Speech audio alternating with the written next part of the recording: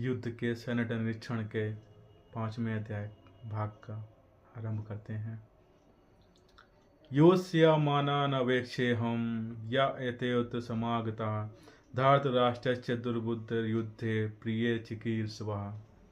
मुझे उन लोगों को देखने दीजिए जो यहाँ पर धृतराष्ट्र के दुर्बुद्धि पुत्र दुर्योधन को प्रसन्न करने की इच्छा से लड़ने के लिए आए हुए हैं।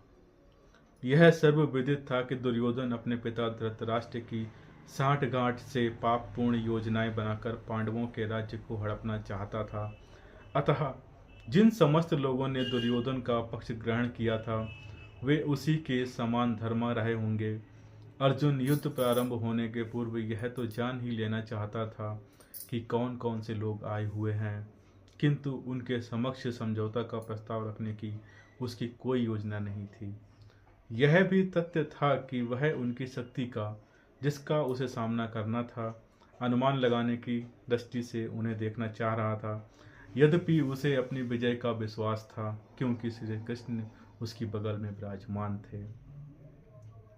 संजय उवाच एव मुक्तो ऋषिकेशो गुणाकेशेन भारत सैन्योरुभयोर्मध्ये स्थापयिता रथोत्तमम्। संजय ने कहा, हे भरतवंशी, अर्जुन द्वारा इस प्रकार संबोधित किए जाने पर भगवान कृष्ण ने दोनों दलों के बीच में उस उत्तम रथ को लाकर खड़ा कर दिया। इस श्लोक में अर्जुन को गुडाकेश कहा गया है। गुडाका का अर्थ है नींद, और जो नींद को जीत लेता है वह गुडाकेश है। नींद का अर्थ अज्ञान भी है। अतः अर्जुन ने कृष्ण को मित्रता के कारण नींद तथा अज्ञान दोनों पर विजय प्राप्त की थी। कृष्ण के भक्त के रूप में वह कृष्ण को क्षण भर भी नहीं भुला पाया, क्योंकि भक्त का स्वभाव ही ऐसा होता है। यहाँ तक कि चलते अथवा सोते हुए भी कृष्ण के नाम, रूप, गुणों तथा लीलाओं के चिंतन से भक्त कभी मुक्त नहीं रह सकता। अतः कृष्ण का भक्त उनका निरंतर चिंतन करते हुए नींद तथा अज्ञान दोनों को जीत सकता है। इसी को कृष्ण भावनामृत या समाधि कहते हैं। प्रत्येक जीव की इंद्रियों तथा मन के निर्देशक अर्थात ऋषिकेश के रूप में कृष्ण अर्जुन के मंतव्य को समझ गए कि वह क्यों सेनाओं के मध्य में रथ को खड़ा करवाना चाहता है।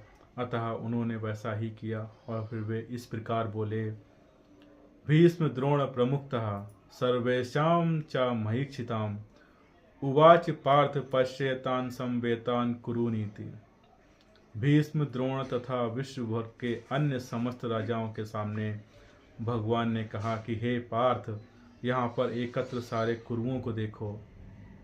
समस्त जीवों के परमात्मा स्वरूप भगवान कृष्ण यह जानते थे कि अर्जुन के मन में क्या बीत रहा है। इस प्रसंग में ऋषिकेश शब्द प्रयोग सूचित करता है कि वे सब कुछ जानते थे। इसी प्रकार पार्थ शब्द अर्थात प्रथा तथा कुंती पुत्र भी अर्जुन के लिए प्रयुक्त होने के कारण महत्वपूर्ण है। मित्र के रूप में वे अर्जुन को बता देना चाहते थे कि चूंकि अर्जुन के पिता वासुदेव की बहन प्रथा का पुत्र था, इसीलिए उन्होंने अर्जुन का सारथी बनना स्वीकार किया था। किंतु जब उन्होंने अर्जुन से कुरुओं को देखो कहा तो इससे उनका क्या अभिप्राय था? क्या अर्जुन वहीं पर रुककर युद्ध करना नहीं चाहता था? कृष्ण को अपनी बुआ प्रथा के पुत्र से कभी भी ऐसी आशा नहीं थी। इस प्रकार से कृष्ण ने अपने मित्र की मन स्थिति की पूर्व सूचना परिहासवश दी है। तत्र पश्य स्थितान् पार्था पितृनत पितामहान् आचार्यन् मातुलान् भ्रांत पुत्रान् पौत्रान् सखीस्तथा ससुरान् सुहृदश्चैव सैन्योरूपी भयोरूपी।